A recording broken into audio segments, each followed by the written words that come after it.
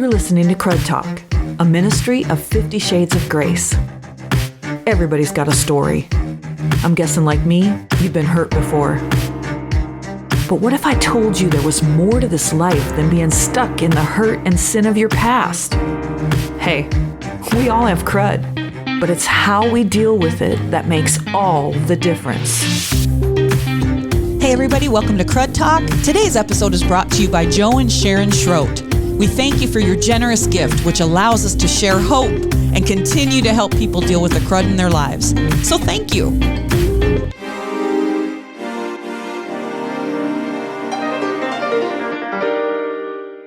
Hi everybody, this is Sonya Brunner. Welcome to Crud Talk.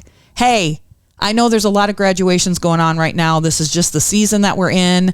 I want to say congratulations to all of the students who are graduating from high school and college. And kudos, high five, congrats to all the moms and dads, because you deserve it just as much as the students. That is a huge accomplishment. I know there's probably been a ton of happy tears this week and in weeks to come, and you're celebrating. So congratulations, and we celebrate you today. What an accomplishment that is. So today, I have a very special guest with me. I am so excited about it because Pastor Rick Brunner is here today, and I wanted Rick to be my very first guest, and so he is.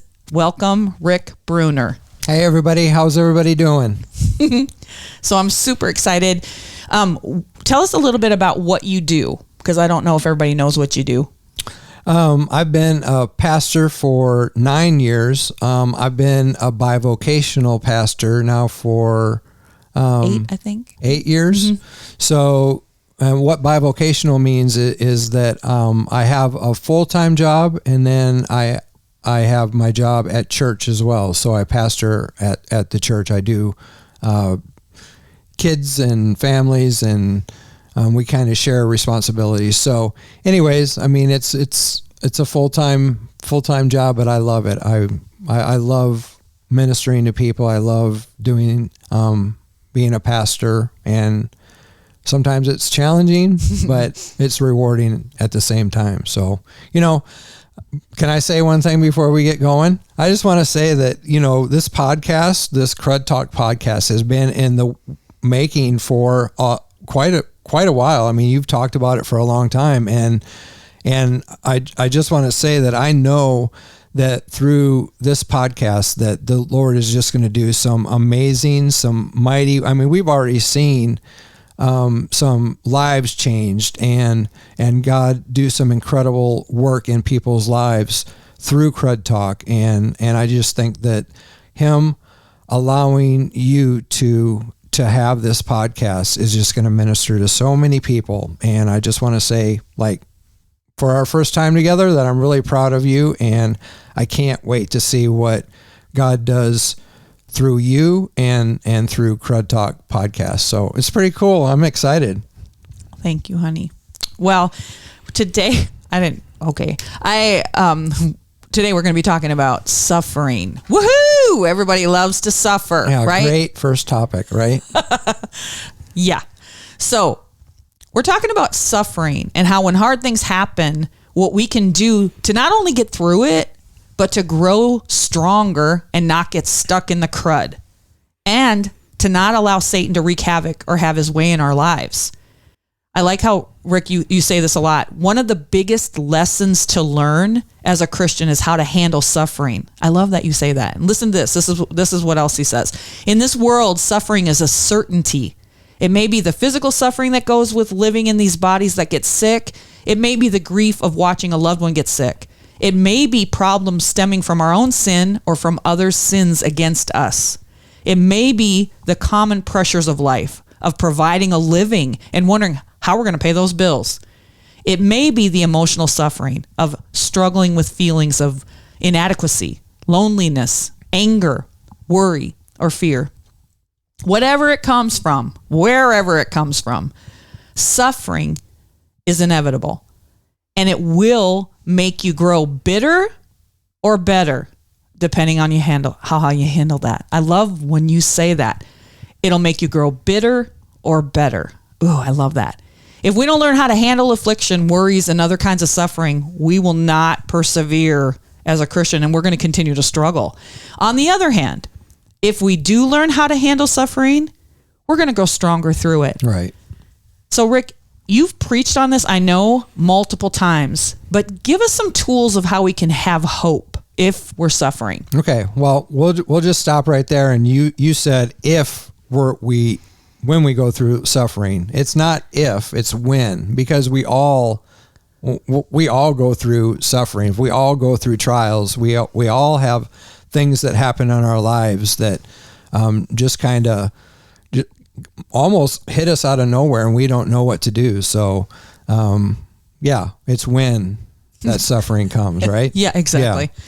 So tell us some tools that we can do. What's the first thing? Okay. Well, when we talk about this, first off, I just want to give you the reference of where I'm getting this, and it's coming through. The reference is 1 Peter 5, and the verses are 5 through 14. And the first point I want to make, or the way to handle that, is to humble ourselves, and that's not an easy first point to do. Is what does it mean to humble ourselves? Yeah, exactly. How do you become humble? Well, in verse 5 it says, to all of you, that we need to clothe ourselves with the humility towards one another, because God opposes the proud, but he shows favor to the humble. So right away, God is telling us that not to be proud, but to be humble. So I guess the question is, what's humble? I mean, how do you show humility? Yeah, how do you? I think it's okay to be proud of yourself. I think it's okay to the accomplishments that you've gained through education or your work or your family. I mean, whatever those accomplishments are. But I think we have to realize where they come from, and they come from Him. They come from God, and we have to not be maybe boastful about all of it, but it's okay to acknowledge your accomplishments, I think. Well, I do think there's a Bible reference even in Ecclesiastes 2 that talks about that, and it says in Ecclesiastes 3 verse 12, so I realize that all we can do is be happy and do the best we can while we are still alive. And then verse 13, here's what we're talking about, is all of us should eat and drink. I'm super thankful that it says to eat. Funyuns. I love Funyuns. Yeah. Okay. All of us should eat and drink and enjoy what we have worked for. It is God's gift. Right. I love that. So it's a posture thing. It's acknowledging that nothing good is within us except Christ. Right. All good things come from Him. We can't do it on our own. No. But I think we can rejoice and enjoy it. I agree. That's what the Bible says. I don't think there's anything wrong with acknowledging that in your life. And we just can't become so proud that it comes across boastful, or we just have to acknowledge where it comes from. Yeah, I agree. Okay, so we humble ourselves. And in verse 6 it talks about humble yourself, therefore, under God's mighty hand, that He, and kind of what you were just saying, that He will lift you up in due time. So, it talks about that God opposes the proud, but He shows favor to the humble. And then in the next verse it says that He's going to lift you up in due time if we show that humbleness that He wants us to show. So that first point is that we need to humble ourselves before Him, really. I mean, He's the one who's allowed us to do what we've accomplished, and I think isn't it also acknowledging He is God and we are not? Right. Oh, absolutely. It's that, again, it's that posture thing. He gets to call the shots. If we are slaves to Christ, if the old has passed away, the new has come, right? We've given our lives, our trust to Jesus Christ, right? Yeah.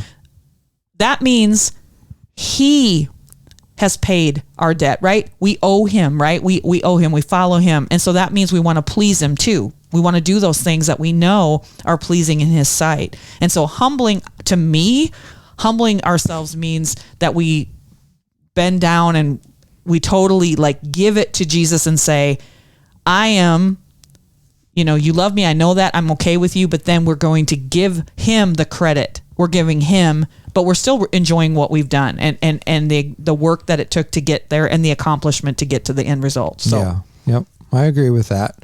There's another point that goes along with being humble, and that's in the next verse. It says it's talking about casting your anxieties on him. Okay, and I left a word out in that verse there, and the word is all. Mm-hmm. So we can cast some of our anxiety on him, some of our worry on him, some of our give some of our suffering over to him. But really, in the Bible, it talks about when we cast all. And I think really that word should be like capitalized, underlined, probably in all our Bibles. And it's not an easy thing to do is to cast everything, give everything over to him. Mm-hmm. But it also says why we should do that. And it's because that he cares for us. Mm-hmm. and he loves us and he wants us to do that. But that has to be like our choice. I mean, we have to give it to him. Mm-hmm. Why do you think people don't give it to him? Pride. I mean, I think it comes down to, that prideful nature in all of ourselves and how I can do this. I can handle this. It's just, I don't know. I mean, it's just, we take it on ourselves, to take care of the situation that we're going through at that time. Yeah, for sure. So I hear the word cast, right? So yeah. I immediately think of fishing. Well, yeah. Okay, so we have do you cast remember that? All your anxieties on him. Well, let's talk about anxiety for a minute. Okay. Okay, so when we talk about fishing, okay? Yes. And casting, that's a analogy there, right? Right. So we're fishing, you and I are, and we love to fish, everybody. Yes, we love it. And we're in the boat and just having fun. I'm on one side of the boat, you're on another, and I usually just let you have the little Zebco, that is not reels, true. Or a push button, and the Snoopy pole. And that is not true. I'm way better than that. That's not true. Okay, you're a little bit better than that, but I had one of my bait casting rigs, and foo-foo. Yeah, well. And you thought it would be a good idea if you tried that without really practicing first. So, you tell the rest of what happened there. Okay, because you'll exaggerate. So right. So I was trying to show off. I didn't know much about fishing, hadn't done it a lot, but I really enjoy it still to this day. And so I grabbed his reel. I didn't know a thing about it. And I went to cast because I wanted to show him I know what I'm doing, right? Trying to impress him. And I cast it out and dropped the whole thing into the water. So in this, what we're talking about, literally, you casted everything like into the lake. I casted all. All. Like when we're supposed to give everything over to Christ, well, you gave everything into the lake. And that wasn't a cheap rig. So as I turn and go, where's my rod? And you're watching bubbles come out of the lake. Bubbles, it was just sinking. And I'm going, are you kidding me right now? And me knowing that it wasn't the cheapest thing, I went head first into the lake. You drove off the side of the boat. Oh my God. I was not letting that thing get away. That was one of my favorite rigs. So, but did I get it? You did. I did. I got it. And my anxiety was gone. Yeah. So this is the thing. You didn't yell at me. I was so proud of you that day. I knew you. I knew you were a keeper because you didn't yell and you didn't say one unkind thing or harsh thing to me. I was really proud of you. But well, we're talking about anxiety and I want to share a couple things about anxiety. the Greek word translates anxiety, and it comes from a word that means to divide. And anxieties, when it hits us, it divides our minds. And it's almost to the point of that we can't concentrate on anything else. I mean, it's that powerful when that anxiety, when that worry. You asked me the other day, or maybe it was today at lunch, you said, "What's your crud, Rick?" And now that I think about it, one of my biggest things is worry. I mean, I'm going to be totally honest, and I know that I shouldn't be the worrier, but I don't know. I mean, I worry too much. So you said, what's one thing that you could work on? And it's really what we're talking about today. I mean, you talk about, we want to help people. Well, I mean, I think all of us need it. And I know I need it too. And worry is, it's a big thing for a lot of people. Oh yeah, absolutely. And worry is a fear. Right. A piece of fear, right? Isn't that what it is? Yeah. I'll tell you. And worry is defined as a small trickle of fear that kind of meanders through our brain, through our mind, and it cuts into all other thoughts until it's just drained. I mean, it takes everything.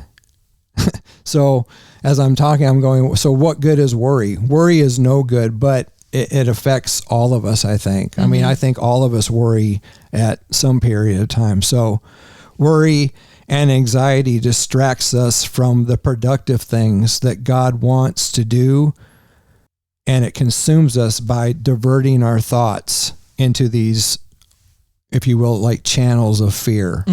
So worry is fear. That's really what it is. And I wonder too if that's why he said cast all. Right. Because if what you're saying is worry consumes it, it takes over everything else, that would be why Jesus would have said cast all your cares. Yeah. So why is there a need for humbleness in your life at a time of trial? Well, it's because at the heart of anxiety is the proud notion that I can handle things myself. I mean, we handle things ourselves all the time. I can do this. I can handle this. I mean, we just take it upon ourselves. So we all have a sinful tendency to lift ourselves up.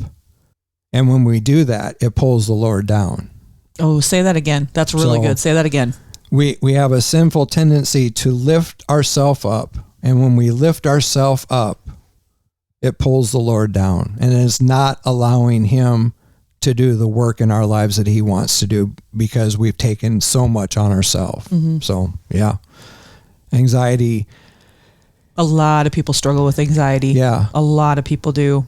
Anxiety. And what does that come from? What are we talking about? We're talking about how to deal with suffering, and suffering is anxiety. I mean, that suffering brings on anxiety, worry, fear, all of those things. So we just, Yeah, I love that. Yeah. So what's the next one? The next one is resisting the devil. And that's a powerful one. And it's hard to do. And I feel like sometimes too, we say that a lot, and that sounds like such a churchy thing. And what we're saying, what we're talking about is Satan is a tricky, evil liar. yeah, I mean, he is out to distract us from doing what God wants. right. And so tell us a little bit, because you have kind of a cool take on that, about what that is. Peter talks about it, and in verse 8, in verse 7, it talks about casting all your anxieties on him because he cares for us. Well, in the very next verse, it hits us right off. And Peter is he's telling us to relax, to cast our cares on him. And then right in the very next sentence, he says, but wake up, be alert. Because why? Because there's a lion on the prowl. And And you know what lions do. I mean, they just go after their prey. They devour their prey. And they're brutal too. Yeah, really brutal. And Satan is. I mean, he's the worst one of them all. Mm-hmm. And if we're not careful with that, he's going to eat us for lunch. If you know, for a better lack of words, but you know what I'm saying. I do. If we're not careful, he's going to attack every part of us that's not that he can get to. Yeah, Ooh, that he can get to. Yeah. And we'll talk about that in a second because you know, there is protection even in the Bible. You know, God gives us the protection how we need to resist the devil, and we just need to be really careful on how to resist him. And when we talk about that, we're talking about the full armor of God. One of my favorite things to talk about, other than how to handle, you know, struggles, is the full armor of God. I've love that. I've taught on that many times, mm-hmm. and it never gets old. And why does it never get old? Because it instructs us what we need to put on. And why are we putting on this battle gear?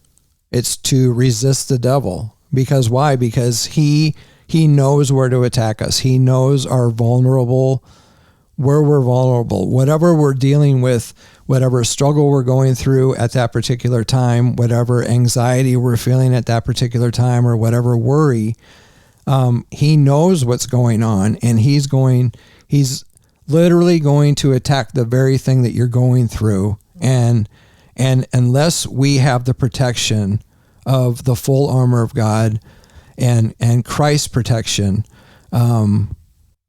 there's no way that we can resist the devil. I mean, you and I have talked about many times of, even in the last few years, the last few years have been crazy for everybody. Oh, yeah. Everybody, like, in the world has gone through a lot of struggles, a lot of anxiety, a lot of worry, like what's going to happen, what's going on. I remember saying that. I remember that in those early days.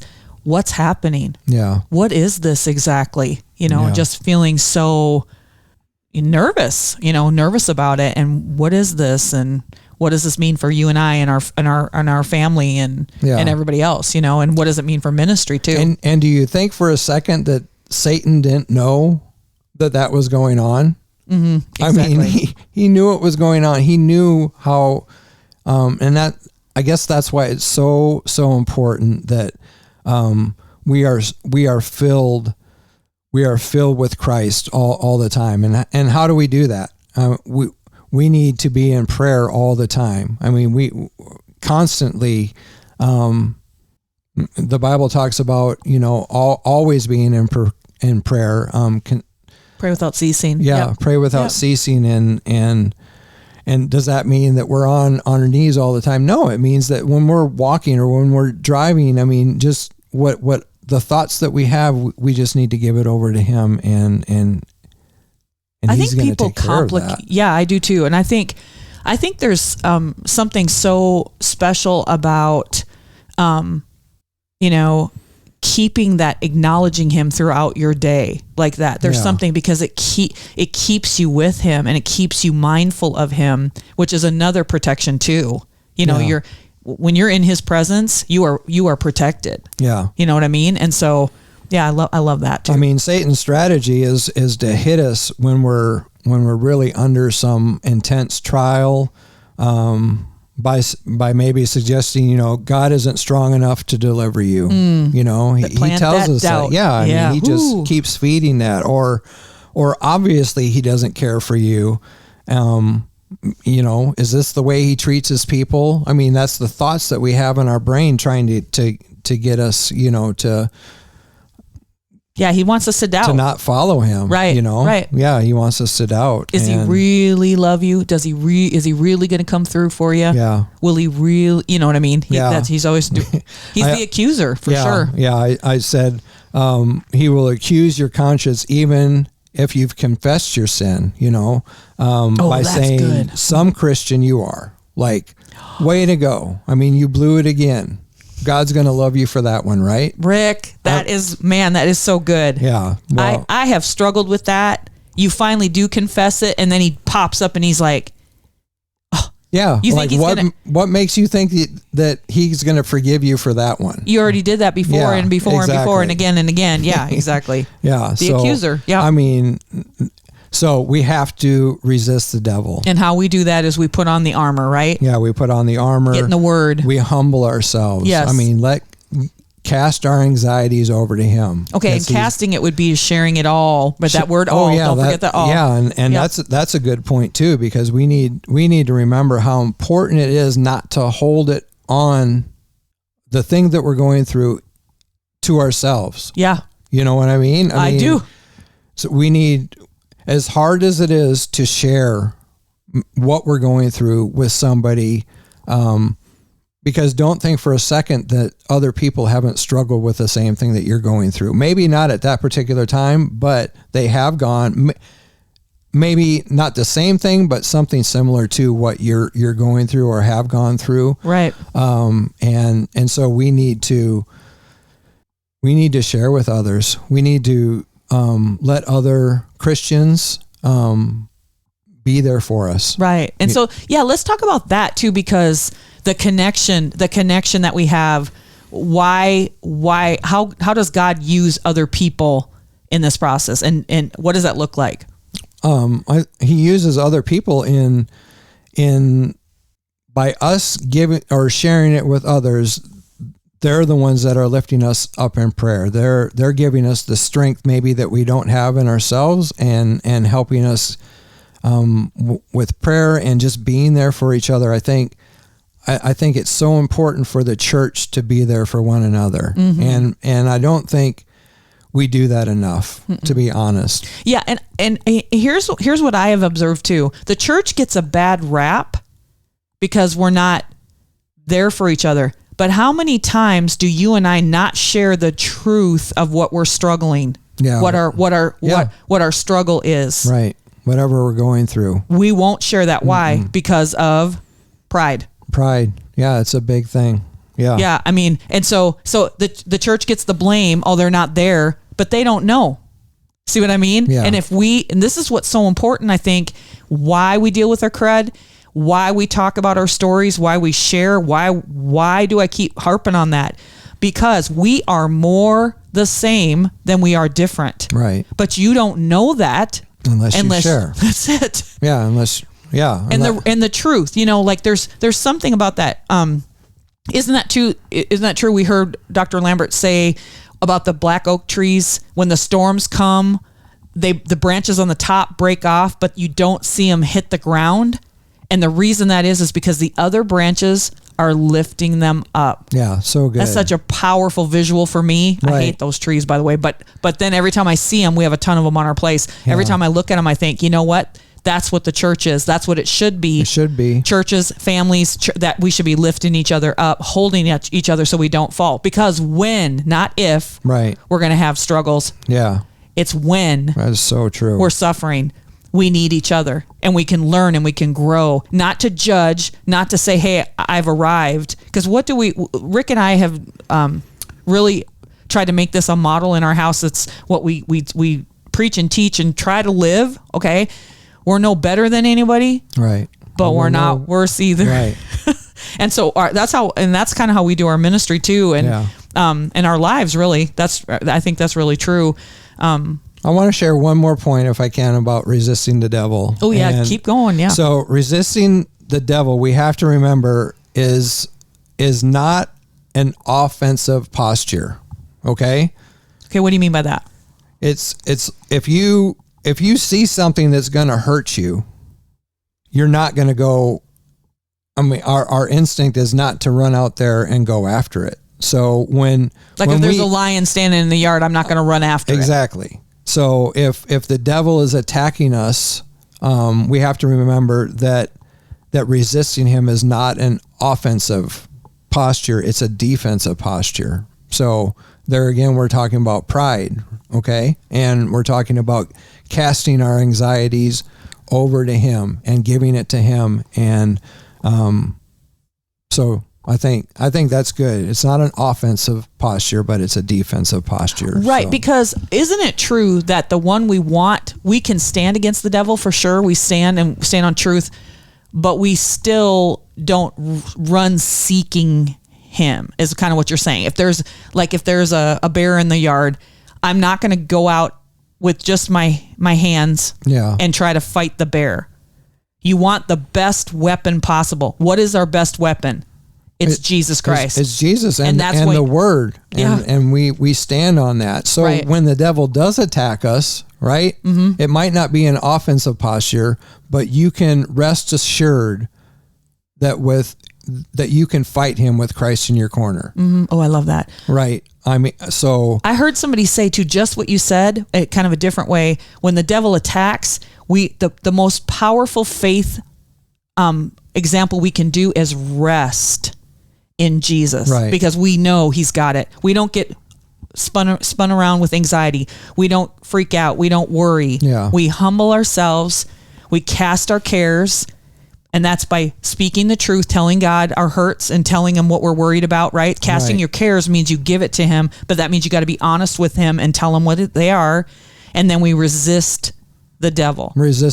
And don't forget, rely on other believers too. I mean, share what you said, share the truth. I mean, that you're hurting, what you're going through, the struggles, the worry, whatever it is. I mean, that's what the body of Christ is there for, is to lift each other up. I love the branch. I mean, when we're fallen, others are there to lift us up. Yeah, and you and I have walked through this for years and years and years. We've seen this. We've been on staff for a long time and been in leadership in church, and we've seen example after example. Even recently, we're parenting adult kids. You and I have never done that. Yeah.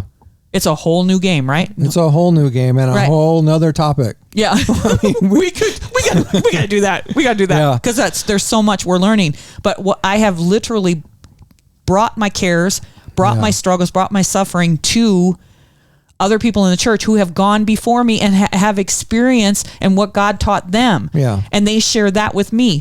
And then I have friends that have kids that are still in junior high school, and I share what I learned from God in those junior high school years, and then they can share what they learned with the people that have itty bitty kids, and so on and so on and so on. I have learned so much godly wisdom from the people in my church. It's, shout out to all y'all. It's been such a powerful, and that's the example we're talking about here too. And by talking about Jesus, they were pushing me towards Jesus. I didn't get stuck in my anxiety and worry. How is this going to work out? I don't know how to do it. I don't know, blah, blah, blah, blah, me. And the focus becomes me. Yeah. And they kept the focus on Jesus, which he's the one that can do something about it anyway. Right. That's the power of the church. That's the power of the family, the body of Christ. Totally agree. Yep.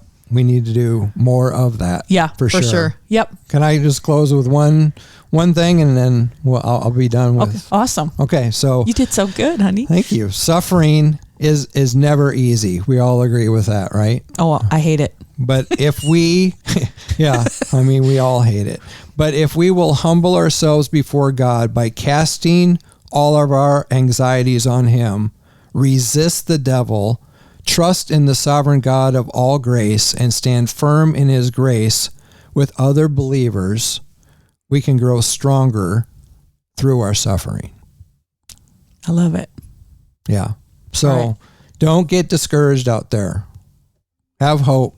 Christ. If you don't know Jesus, ask somebody about him. He loves you. This is Sonya Brunner. Thanks, Rick, for being here today. Can't wait. I know. I'm looking forward to other episodes. It's going to be fun. Sonya Brunner. You can check out more information, music, videos, articles, and more Crud Talks on sonyabrunner.com. Thanks for being with us today. See you next time.